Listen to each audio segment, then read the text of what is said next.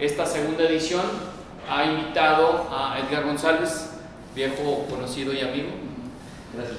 Edgar González es un empresario de Aguascalientes que ha emprendido diversos proyectos, pero en particular uno que se llama TIPSA, que es una empresa dedicada a la regeneración de materias primas produciendo nuevos productos. Ya nos platicará un poquito acerca de lo que trata y apasionado de verdad por el tema del emprendimiento, por el tema social, fundador de Fuck Up Nights, conocido movimiento también de la ciudad, también fundador del capítulo de Global Shapers, que es el movimiento del Foro Económico Mundial, en el cual también inició el capítulo aquí con otros cuantos amigos y personas que están interesadas en el mundo del emprendimiento. El tema que nos ocupa ahora, bienvenido, Edgar. Gracias. Muy bien. El tema que nos ocupa y por el cual te hemos invitado es economía circular. ¿Qué es una economía circular y cómo tú te relacionas con ella? Claro, gracias Nacho, y bueno, pues un gusto verlos a todos aquí, gracias por la invitación. Y bueno, con respecto al tema de economía circular, estamos acostumbrados a una economía tradicional que es la compra de los insumos, el consumo del mismo y el desecho. Entonces, por varios años hemos estado bajo esa línea y actualmente, bueno, pues por varios datos de impacto que ahorita iré dando sobre la misma charla, nos vemos obligados a manejar nuevas tendencias en las que se reduzcan los consumos, se optimicen los mismos y al momento de desecharlos, bueno, se desechen de una manera estructurada que permita la regeneración o el reciclaje de los mismos para reintegrarlos a la misma cadena de consumo, ¿sí? O una disposición final sostenible. Entonces, economía circular, a final de cuentas, es esta tendencia en la que no solo llevemos los 3 pasos de compra, consumo y desecho, sino tengamos esa compra responsable, ese consumo responsable, esa disposición responsable, y a partir de ahí, sea ese gap que antes existía, lo cubramos con esa innovación en la que podamos regenerar, porque es diferente, más bien recuperar materias primas, que es diferente al reciclaje, pero al final se presta la recuperación o el reciclaje de estos residuos y se conecten nuevamente a esta cadena de consumo que parte otra vez al consumo responsable, a la parte del desecho responsable, ¿no? ¿Por qué te interesa tanto este tema y por qué le puede interesar al público el tema de una economía de esta naturaleza? Como tal, a mí en lo personal me interesó por el tema de emprendimiento, como bien lo mencionas, siempre he estado buscando nuevos proyectos o afortunadamente han llegado proyectos también tanto a mí o a compañeros en los que podemos aprovechar esa oportunidad. Y te puedo decir que al inicio, durante los primeros años, ni siquiera sabía que era economía circular, simplemente estaba emprendiendo por un proyecto de regeneración de una materia prima que desechaba la industria automotriz. Entonces el proyecto se nos pone sobre la mesa en la que se desechaban más de, 4.000 toneladas de un residuo dentro de la industria automotriz y el costo cada vez se iba incrementando en la disposición final. Este tipo de residuos se utilizaba para producción de moldes para fundición de motores o árboles de levas o cualquier otra pieza automotriz y pues cada vez se iban agotando los recursos de la mina, se iba incrementando el costo de disposición y en el día a día de la industria automotriz, que es reducción de costos, pues este costo empezaba a ser un dolor de cabeza. Entonces ya no se convierte en un proyecto, digamos, de laboratorio, un proyecto por una iniciativa solamente por hacerle bien al mundo, sino que empieza por una necesidad económica, que es lo que considero que la economía circular puede detonarse desde un proyecto social como una necesidad económica y al final impactar ambas, ¿no?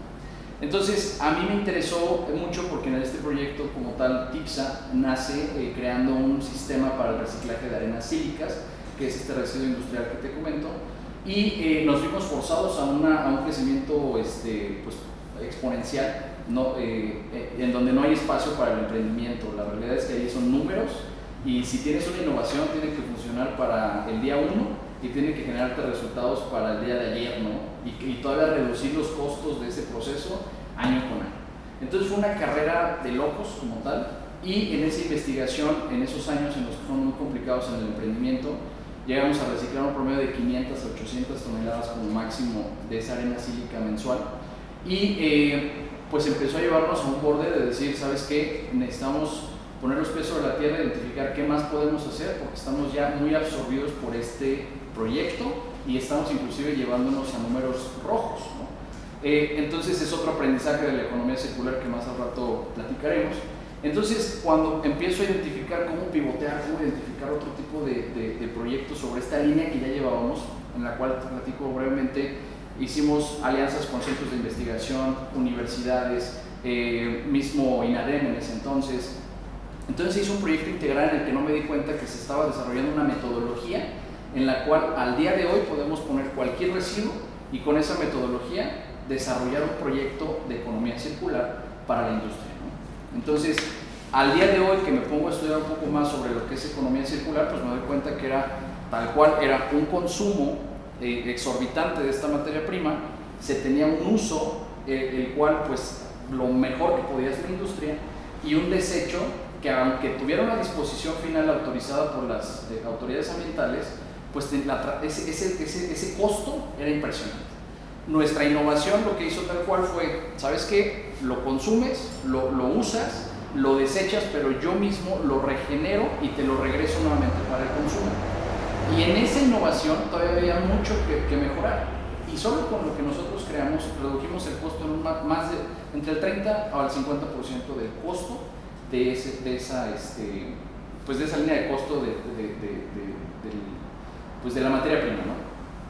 Es ahí donde surge mi interés. Llevo más de 6 años, pues llevamos 5 años con la empresa, vamos para el sexto, y ahora estamos diversificando scraps de aluminio, que es algo un poco más tradicional de los últimos años, pero estamos innovando en un par de residuos más del mismo aluminio.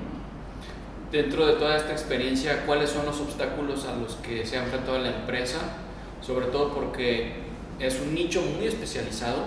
Quizás ya con los años, con el tiempo, te suene muy normal, pero quizás para muchos no sea tan común este tema de economías circulares, y sobre todo cómo has resuelto eso en el camino, claro, esos obstáculos, inclusive ideológicos o culturales. Claro. Una, entendiendo al día de hoy que, no estamos descubriendo el hilo negro, y que algo muy irónico era que sentía que yo traía la innovación del año, y cuando descubro que literal un chatarrero, con todo el respeto a los chatarreros, estaban haciendo mucho más dinero. Aquí hay 2 invitados que son chatarreros. Bueno, el manejo de scrap como tal es un negociazo, ¿sí? Y ni siquiera se regenera como tal el proceso, simplemente saco la materia, el residuo, lo separo adecuadamente y lo preparo para la industria que lo pueda utilizar como materia prima. Y es algo que lleva añísimos, ¿no? Pero son sectores que, curiosamente, no has escuchado ninguna empresa o alguna recicladora que diga somos pioneros en la economía circular, ¿no? Si le llaman como tal, pues yo manejo los residuos y los vendo. Entonces, los primeros obstáculos yo considero que son los temas, pues la política pública como tal, la gestión de los permisos para clasificación de residuos de manejo especial, residuos no peligrosos, residuos peligrosos.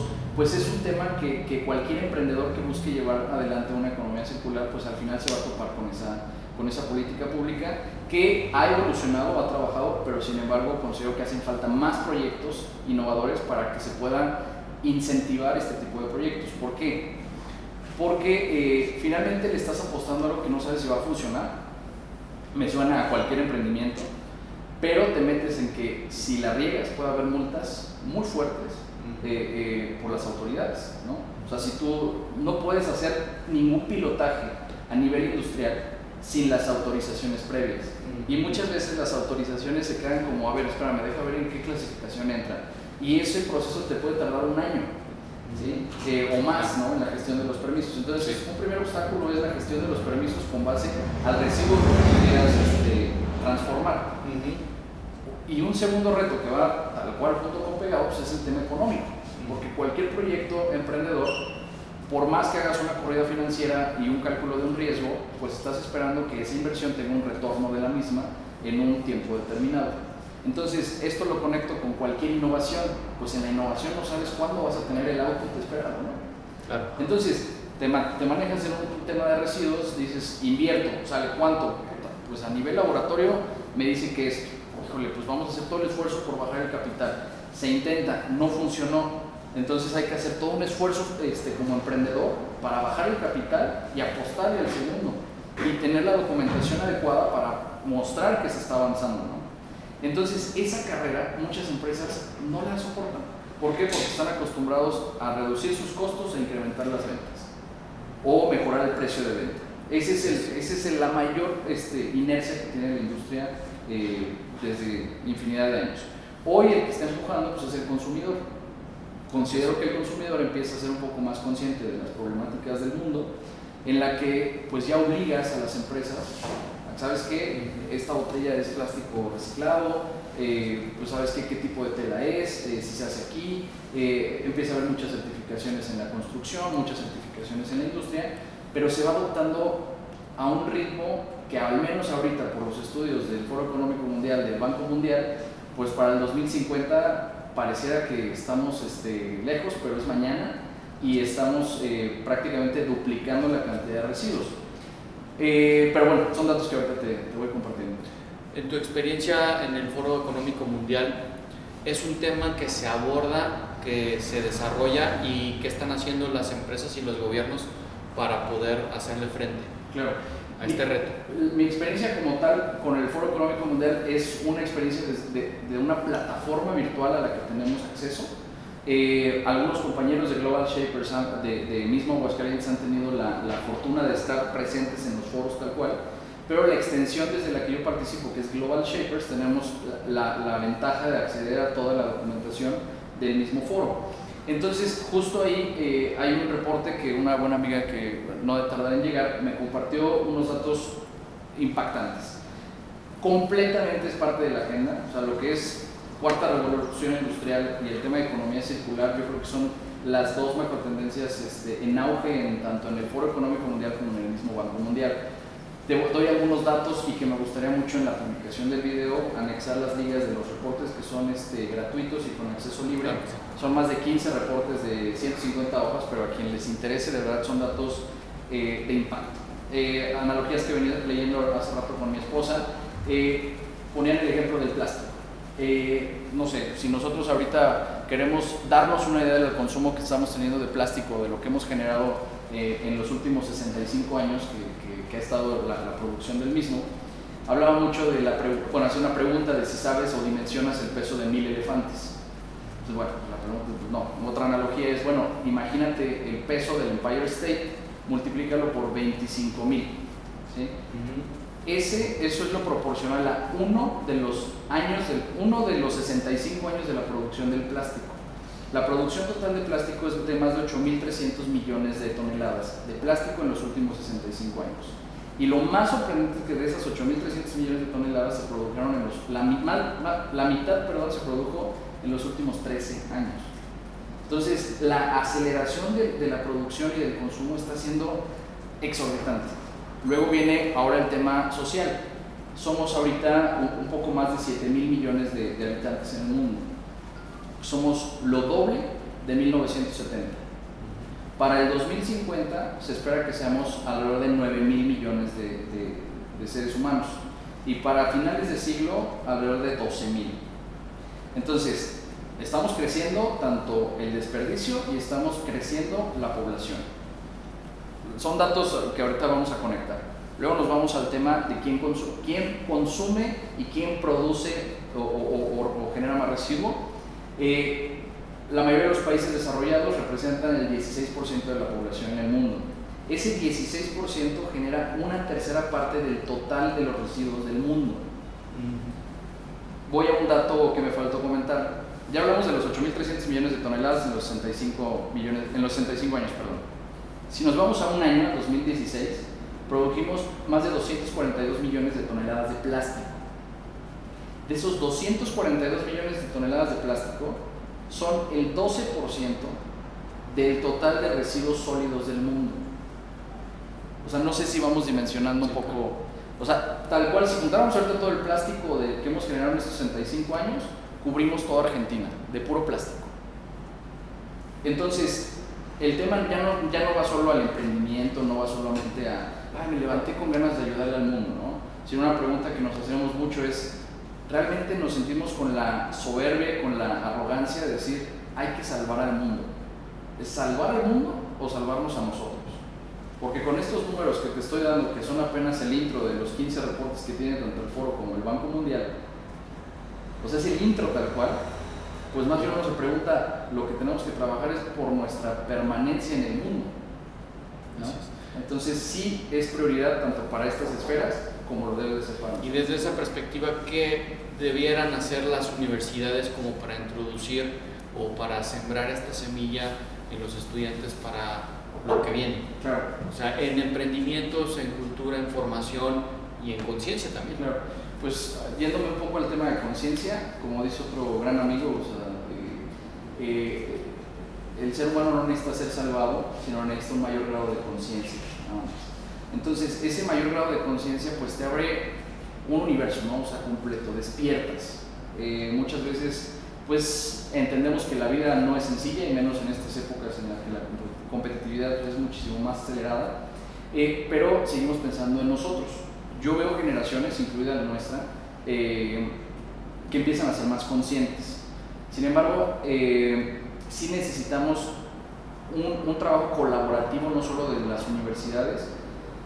Si hablamos como un sistema idealizado, en la misma cuarta revolución industrial, cuarta revolución industrial, no 4T, para no confundirnos. Hay que aclararlo. En la cuarta revolución industrial te habla el libro precisamente que tienes aquí en la mesa del profesor Klaus Schwab, Sí. De las macrotendencias en el mundo. Estas macrotendencias pues te hablan desde las ciudades inteligentes, la economía circular, la industria 4.0, la nanotecnología, Big Data, cosas que ya no son futuros sino un presente en el cual todas ahora deben de converger. Eso es, considero, lo que necesitamos, no solo desde las universidades, sino desde la sociedad, que vamos a estos números que ya mencionamos, en la que las ciudades inteligentes requieren a ciudadanos inteligentes. Y una ciudad inteligente no es solamente tecnología al 100%, pero sí es una tecnología funcional a nuestras necesidades que nos permita ayudar ese sentido de conciencia que a veces nos olvida. Tirar la basura separada es un ejemplo. Bueno, pues a lo mejor ya aplicaciones, contenedores inteligentes, rutas de camiones mucho más programadas. O sea, todo eso es lo que yo diría en las universidades. Primero, todas las universidades lleven este libro a sus alumnos y muestren cómo no todo está inventado, porque hoy sentimos que ya todo está. Nos clavamos en las aplicaciones y decimos que ya hay aplicaciones para todo. Pero una cosa, creo que son dos curvas. Una curva, la de invención, y una curva de implementación. Entonces, yo siento que nos ha rebasado la curva del ingenio, de la invención, pero en la curva de implementación estamos muy sesgados, muy sesgados. Entonces, en la implementación, pues nos vamos a estos grandes proyectos en los que puedes integrar un proyecto altamente rentable, un proyecto con impacto social y un impacto ambiental. ¿Sí? Considero que son los proyectos de alto impacto. Entonces, el universitario finalmente sale, desde mi punto de vista, a dos rutas: o emprendo un proyecto o desarrollo mi carrera profesional consciente dentro de una industria o una empresa o lo que tú quieras. Pues, o una tercera, pues no hago nada, pero al menos esperar ser un ciudadano responsable, ¿no? Claro. Heredas, lo que quieras. Entonces, conclusión de la pregunta de qué sugiero, no es el qué deberían, sino lo que sugiero: hacer conscientes a los alumnos a través de estas macrotendencias, ¿sí? Y una vez egresado, trabajar en la sociedad organizada, porque finalmente como individuo, pues a veces sientes que tu impacto es mínimo, y cuando te integras en sociedad organizada, que ya no tiene que ser solamente el 1 a 1 o un grupo como el que estamos, sino te puedes meter a grupos virtuales en los que tienes datos. Y el simple hecho de saber, en una misma aplicación puedes ir llevando el cálculo de cuántos plásticos estás tirando tú en tu basura, que compres una basculita, los peces, los tires. O sea, todo eso está generando una economía, y que lo puedas compartir en un grupo específico. Pues a lo mejor ese grupo de 100 pueden entregar un reporte anual en el que digan: estas 100 personas que estamos en un grupo de Facebook hemos disminuido el consumo de plástico en tantas toneladas. Y eso, hagamos una campaña y una analogía que se hacen estas células de cada 100 con estos hábitos de conciencia ambiental, pues pueden impactar al menos al 1% de todo lo que está creciendo.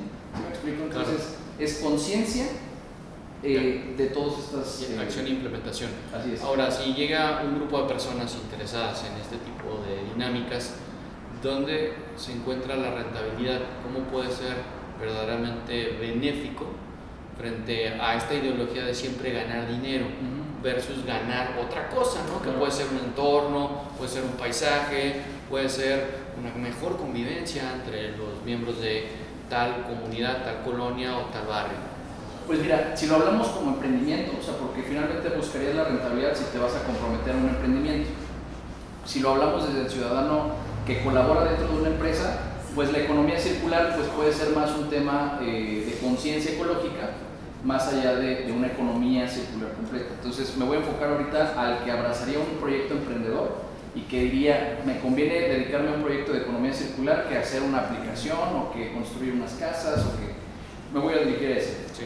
Si nos dedicamos a esto, hablando desde mi trinchera, que es la industria automotriz de transformación, metalmecánica, metalúrgica, toda industria está, como te decía hace rato, buscando reducir costos, incrementar ventas a través de un valor agregado.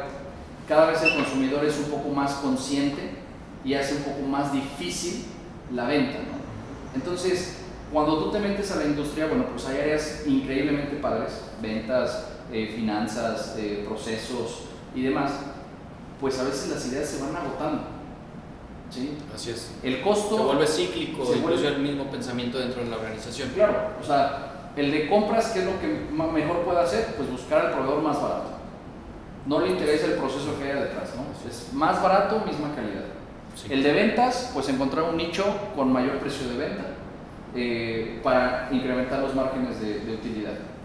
Y si vas al de procesos, lo único que puede hacer es cada vez ir implementando tendencias Lean, haciendo lo más esbelta, que es un primer paso dentro de la economía circular. Pero va a haber un momento en el que diga la automatización, ok, pues hacia dónde le pegamos, a Industria 4.0, pues se van a, o sea, con esta tendencia, más del 80% de los trabajos convencionales en la industria van a desaparecer para el 2030. O sea, todos los operadores con Industria 4.0 reduces costo, reduces empleos.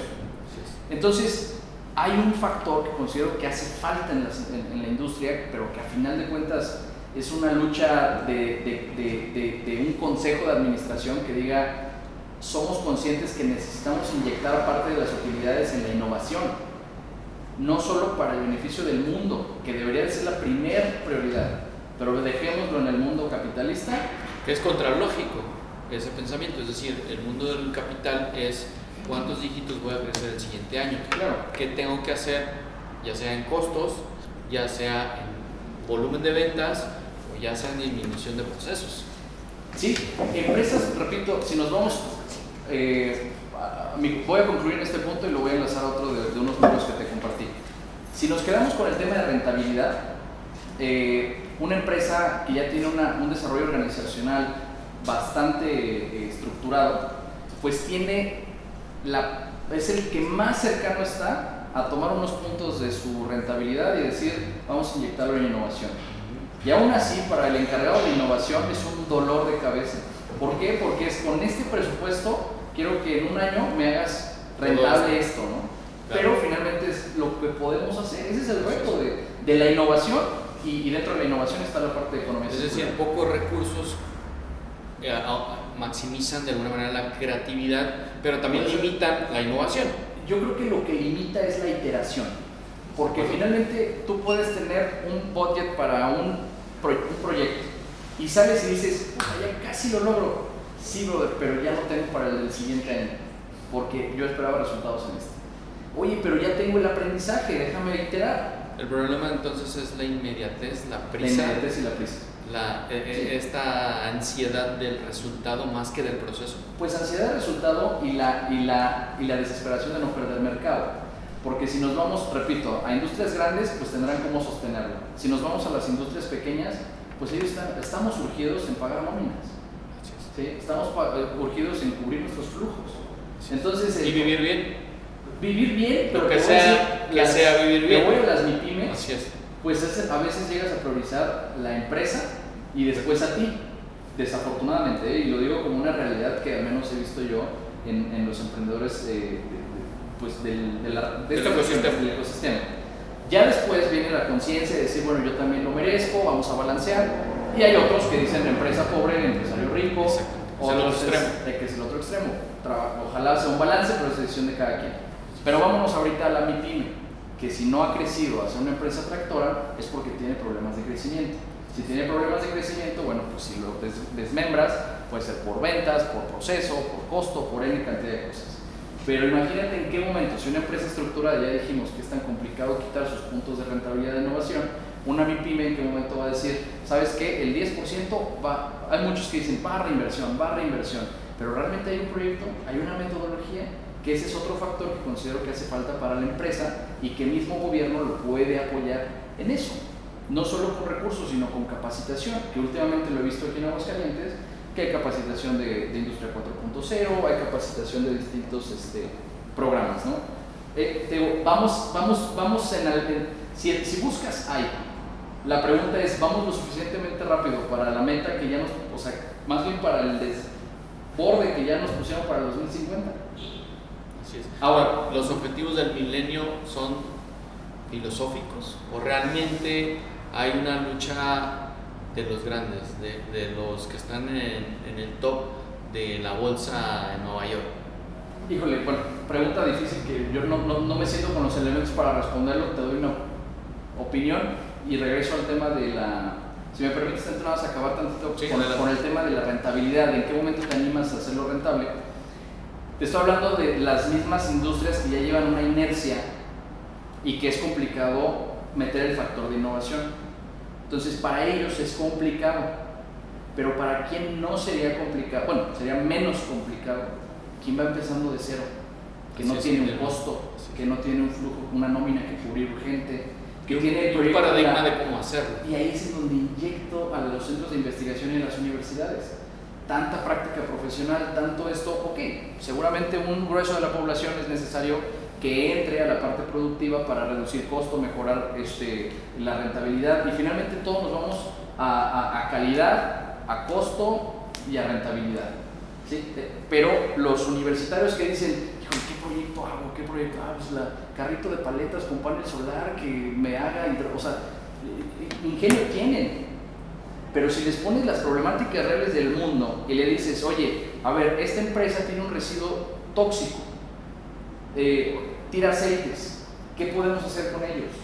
Pues en mi carrera de química me uno con el de administración y demás, con el financiero, con esto, más coaches que tengamos un poco de experiencia o mucha experiencia en el campo, generas un equipo multidisciplinario que a quién le está costando.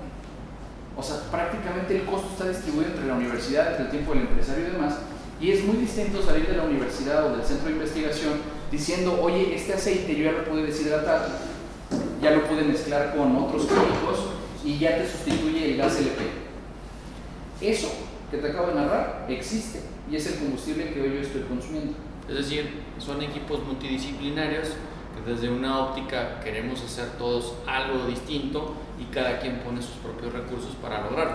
Pero para una necesidad ya tiene mercado. ¿Sí me explico? Claro. Porque también la innovación son varios pasos. Una cosa es decir, ya jefe, ya funcionó, ok, a nivel piloto. Así es. Ahora córrelo en una prueba masiva. Puta, tienes que parar la línea de producción, no, ¿sabes qué? Párala. Y se te van los años y no corriste la prueba. Entonces, ¿qué pasa si desde la universidad o los centros de investigación llevan esos proyectos un poco ya, al menos validados en laboratorio, en donde con toda la certificación, calidad, o sea, yo no quito de aquí todo lo que ya hemos crecido en los últimos años en cuanto a calidad de procesos y autoexigencia de los mismos, pero ya con eso validado, llegas a la industria y dices, oye, tu dolor de cabeza era el cartón, mira, ya traigo aquí una nueva celulosa que he hecha por plástico, lo que tú quieras, ¿no? Hoy sabes que tu problema era este líquido tóxico, ya traigo una solución. O sea, si se hacen hackatones, si se hacen startup weekends, si se hace todo eso, yo no he visto, o sea, y estos dos que te menciono, sí pueden ser necesidades que te eficientan el costo. Pues igual el tema de tus residuos. O sea, igual, empresas empacadoras, pues su principal dolor de cabeza es que de verdad ya no quieren consumir materia prima nueva, pero no hay los suficientes proyectos de innovación que digan, esta variedad de empaques son los que te pueden servir para una corrida masiva de 1 tonelada al día o 2 o no sé cuántas toneladas de empaque, ¿no? Entonces mi conclusión de ese tema es que todo converge nuevamente, y al emprendedor yo lo invitaría a aprovechar sus universidades para detectar necesidades de la industria en cuanto a manejo de residuos. Todo residuo, al día de hoy el director lo ve como pérdida de dinero. Entonces, si tú llegas con un proyecto más allá de decirte, mira, es que este software te va a optimizar y bla, bla, ok, está bien, eso es una punta de lanza de venta. Pero si tú llegas con, oye, este dinero que estás tirando, yo te lo regreso por acá. O sea, es dinero que no existía. Cuando una empresa va a llegar a un estado, pues es, ¿sabes qué? Voy a llegar. O un fraccionamiento que ya hemos visto, o un centro comercial. Se hace el estudio de impacto ambiental y pues no pasa. ¿Qué decides? Es que este va a generar ahorita 10,000 empleos, 5,000, 1,000. ¿Sabes qué? Tráetelo, ya cuando esté, vamos viendo qué corregimos, ¿no? Y en la parte de medio ambiente dice, híjole, pues ya compré un problema desde el día 1. Entonces, esa parte de ciudad inteligente es en donde se integra gobiernos, iniciativa privada, academia y ciudadanos, ¿no? Entonces, es un tema muy, muy complejo, que hoy seguramente no vamos a encontrar soluciones, pero es poner sobre la mesa para que de aquí ojalá se pueda detonar mesas de trabajo. O sea, de verdad las autoridades estatales, lo he visto, lo he vivido en carne propia, es tocar la puerta y decir, está este proyecto. Si vas solo, es muy difícil que te lo respalden. Si vas como sociedad organizada, ok, propone qué necesitas. Y considero que lo último que necesitas para una iniciativa de economía circular, lo último es recurso económico. Entonces se requiere, pero si lo pones dentro del pipeline del proyecto, el recurso va al final. Tuviste que haber llevado mucha investigación técnica, científica, legislativa, de mercado, financiero, y cuando armas todo ese proyecto, ahora sí se presenta, se pone sobre la mesa y no el gobierno es el que te tiene que dar el recurso. Hay muchos empresarios que están buscando ideas. Entonces imagínate al empresario que lleva 20 años en el mismo nicho, pues ¿crees que va a tener el tiempo de este emprendedor que hizo toda esta investigación? Pues no, pero él sí tiene el capital y este emprendedor no. Entonces ahí es en donde se pueden dar esas alianzas, y es así como surgió mi empresa. Claro. ¿Sí? Entonces no te lo menciono como el caso de éxito, ¿no? Simplemente comparto que así surgió y le aspiramos a que siga creciendo. Entonces, bueno, no quiero sonar ya un poco más redundante. Muchas gracias. Pues muchas gracias.